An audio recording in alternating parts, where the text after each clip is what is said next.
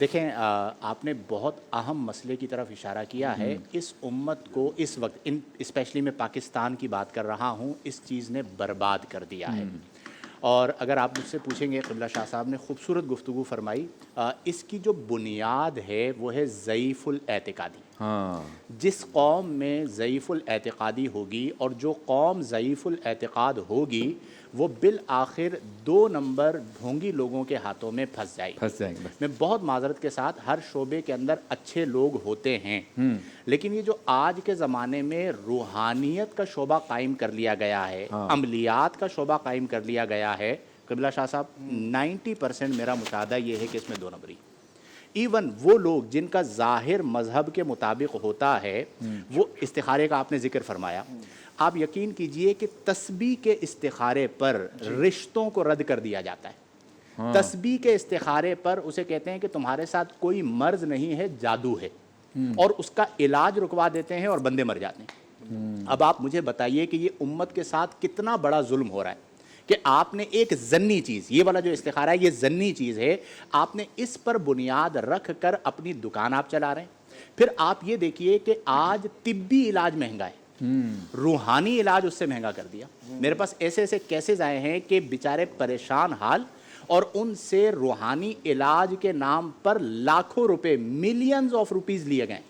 ٹھیک ہے, اور وہ جب لٹ کے آ جاتے ہیں تو کہتے ہیں ہمارے ساتھ یہ ہوا. اچھا, پھر اس کے اندر بہت ساری چیزیں جو بنائی جاتی ہے کہ آپ کی ہانڈی بنانی پڑے گی, اس ہانڈی کے لیے یہ چیزیں لانی پڑے گی, اس کے لیے آپ کے لیے جو ہے نا وہ الو کا خون چاہیے ہوگا, اس کے لیے بلی کی آتے چاہیے ہوں گی, ایک بکرے کے اوپر پورا سورہ بقرہ پڑھی جائے گی, ایک بکرے پہ سورہ بقرہ پڑھی جائے گی. ایک کیس آیا, 200 بکروں سے نیچے کام نہیں ہوگا. جی ہاں, شاہ صاحب نے جو بات کی, یہ کیس ریئل میں آپ کو بتا رہا ہوں. ایک باہر کی فیملی تھی, ان کا مسئلہ آیا پاکستان کے اندر, اور ساری چیزیں بھی اپنی رکھتے ہیں کہ ادھر سے خرید لو, پیمنٹ جمع کرو. انہوں نے کہا آپ 41 بکروں کے, میرے پاس جو کیس آیا اس میں 41 بکرے تھے. شاہ صاحب نے اب برسبیل خبر کہا ہے 200, تو پھر 200 بکرے. اب آپ 200 بکروں کے پیسے لگائیں, واہ واہ, کروڑوں روپے کی اماؤنٹ بنتی ہے, اور لوگوں نے بیچارے مجبور ہوتے ہیں, ان کی بھی اپنی غلطی ہے, اور انہیں لوٹ لیا گیا. کس نام پر؟ قال اللہ قال الرسول کے نام پر. تو ہمیشہ اس بات کو یاد رکھیں کہ آپ کسی کے پاس جائیں تو علم لینے کے لیے آپ جائیے نا, آپ کسی کی صحبت میں بیٹھیں تو تقوی حاصل کرنے کے لیے جائیے.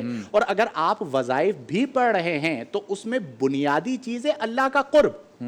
بقیہ جو چیزیں ہیں وہ تو ضمنی طور پر ہیں.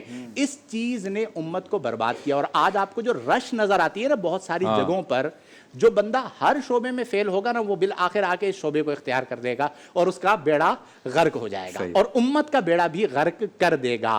تو ایسے لوگوں کی صحبت سے بچیں. آ گئے اب تو سوشل میڈیا پہ پامستیاں, ہفتہ کیسا رہے گا, باقاعدہ اس کے اوپر جو ہے وہ کمپین چلائی جاتی ہے, افراد کو مقرر کیا جاتا ہے, اور پھر اس سے جو صورت جاتی ہے. چلے پہلے تو ہو رہا تھا ضعیف الاعتقادی, انڈیا کے اندر آپ جائیں تو ہندوؤں کے اندر آپ کو بہت ملے گی, لیکن جب آپ سوشل میڈیا پر لے آئے تو آپ کو پتہ ہے اس کا نقصان کیا ہو رہا ہے. اس کا نقصان ایک تو ذاتی طور پر آپ نے جو کیا وہ آپ کا معاملہ, آپ کے رب کا معاملہ ہے. اب اس کا نقصان دین کو ہو رہا ہے. ہمیں جو تکلیف ہوتی ہے وہ اس بات سے ہوتی ہے کہ جب آپ کے ایک فعل کو دین سے جوڑ دیا جاتا ہے, اور اس میں عمومی طور پر جو میرا مشاہدہ ہے شعبدے بازیاں ہوتی ہیں. یعنی آپ کو ہلائیں تو آپ سے 10 تالے گریں, تو عوام کیا کہے گی, ان سے بڑا کوئی پیر صاحب نہیں, ان سے بڑا کوئی جو ہے نا وہ روحانی شخصیت نہیں ہے, کیونکہ انہوں نے تالے نکالے ہیں, انہوں نے دھاگے نکالے ہیں, چابیاں نکالی ہیں. یعنی آپ نے دین کو تماشا, تالے مجھے دے دیں حضرت تاکہ میں بیچ کے اپنا کوئی کام چلا. بالکل ایسا ہی ہے.